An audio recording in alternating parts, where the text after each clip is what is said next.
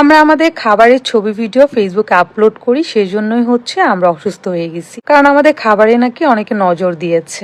আরো কত ধরনের কত কথা। তার আগে বলি, আমি আমার সোশ্যাল মিডিয়াতে আমার কখনো কোনো সময় কোনো স্যাড মোমেন্ট শেয়ার করি না। লাইক আমার লাইফে কোনো ধরনের কোনো প্রবলেম অ্যান্ড আমার যে কোনো স্যাড কোনো কিছু আমি কখনোই সেটা আমি সোশ্যাল মিডিয়াতে শেয়ার করি না। আমি শুধু আমার হ্যাপি মোমেন্ট গুলাই শেয়ার করি। আমি একজন কন্টেন্ট ক্রিয়েটর, ব্লগার, টিকটকার, সবকিছুই আপনারা বলেন এবং সবকিছুই জানেন মানেন। তারপরও বলি আপনাদেরকে, আমাদের কন্টেন্ট ক্রিয়েশনে যারা আছি, আমরা যারা ব্লগ করি, সো আমরা আমাদের যেখানেই যাব যেটাই করবো, আমরা আমাদের সেই মোমেন্টটা আপনার সাথে শেয়ার করবো, যে আমরা কি করি, আপনার একটা জায়গায় এসে আমাদের সেখানে কি খাবার দিয়েছে সেগুলো শেয়ার করি। অ্যান্ড আমরা আমাদের খাবারের ভিডিও শেয়ার করি, আমরা রাত্রে রান্না করে ভিডিও শেয়ার করি।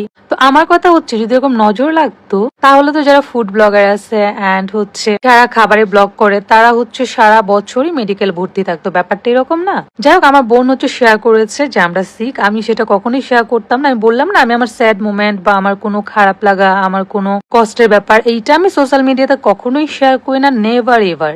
আমার পেজ মাঝে হচ্ছে 6 মাস বন্ধ ছিল। আমি কখনো ফেসবুকে এসে একটা সাউন্ডও করি নাই যে আমার আমার পেজ সাসপেন্ড 6 মাস ধরে নাই, 7 মাস যাবত নাই। প্রায় 8 মাস পরে আমার পেজটা ব্যাক আসছে। তো এই ধরনের ব্যাপারগুলো, যে আমি আসলে যেটা চলে যায় বা যেটা হয় না বা যে ধরনের একটা সমস্যা হয়ে যায়, সেটাকে আমি মেনে নিই। হতেই পারে, লাইফের পার্ট, লাইফ অফ পার্ট, আমি এটাকে লাইফের পার্ট হিসেবেই আমি মেনে নিই। এটা নিয়ে আমি কখনো আপসেট করি না। আমার যদি লাখ টাকাও খরচ হয়ে যায় কোনো কাজে বা হারিয়েও যায় কোনো জায়গাতে দিয়ে আমি লস করেছি, সেটার জন্য আমি আফসোস করি না। আমি মনে করি কি, যে এটার বিনিময়ে হয়তো আমি ভালো কোনো কিছু একটা পাবো, এটার জন্য আমি কান্নাকাটি করবো সোশ্যাল মিডিয়াতে, সেটার জন্য আমি পোস্ট দিব। আমি না এগুলো করি না। আমি কখনো আমার স্যাড মোমেন্ট, আমার কষ্টের বিষয়গুলো কখনোই শেয়ার করি না, এবার আমার এটা ভালো লাগে না।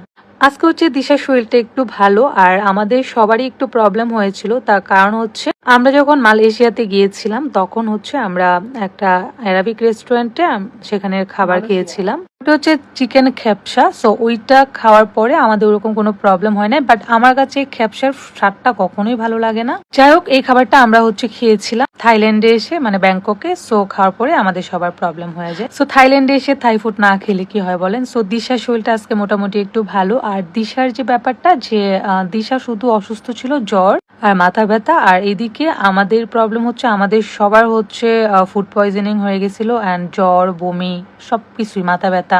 তার মাঝে হচ্ছে আমরা ব্যাংকক টু হচ্ছে ফুকেট আসবো, আর এখানে আমাদের প্লেনের টিকিট করা ছিল।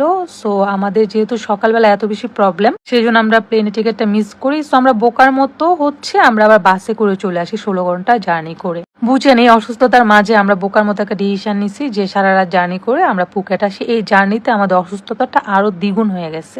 নর্মালি আমি বাস জার্নি করতে পারি না, দিশাও পারে না, আমার বোনও পারে না, সো বাপ্পিও পারে না। বাস জার্নি একদমই আমরা করতে পারি না। বাট স্লিপিং বাস হলে করা যায়, স্লিপার বাস যেটা বাংলাদেশে আছে। বাট এখানে এই ধরনের কোনো বাস নেই, বসে আপনাকে যেতে হবে। সো এই সব মিলিয়ে আমাদের অসুস্থতাটা একটু বেড়ে যায়। তো আমরা এখানে ডাক্তার দেখাই, আমরা ট্রিটমেন্ট করি, আলহামদুলিল্লাহ আমরা এখন একটু সুস্থ।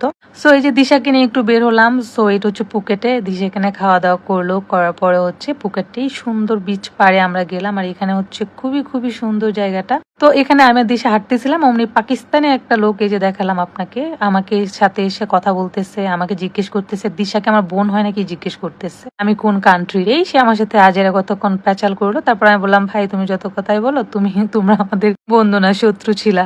যাই হোক, আমরা ওইখান থেকে হচ্ছে চলে আসলাম একটা স্পার এখানে, কারণ সবাই অনেক বেশি টায়ার্ড। ভাবলাম একটু আমরা হচ্ছে হেড অ্যান্ড নেক ম্যাসেজটা নিব, কারণ হচ্ছে থাই এর এই ম্যাসেজটা নিলে নাকি খুবই ভালো হয়, আর এই ম্যাসেজটা অনেক উপকারী। তো ভাবলাম এতদিনের এই সমস্যাটার একটু সমাধান হোক। সো এই যে দিশা রিল্যাক্সে ম্যাসাজ নিচ্ছে, আমিও ম্যাসাজ নিচ্ছি। এটা হচ্ছে পুকেটেই। সো এখানে হচ্ছে 400 বাত নিয়েছে পার পার্সন। দিশার 400 বাত, আমার পপিয়াপুর অ্যান্ড বাপ্পিও করেছে। কজ সবার অনেক বেশি মানে মাথা ব্যথা ছিল, আমিও করেছি।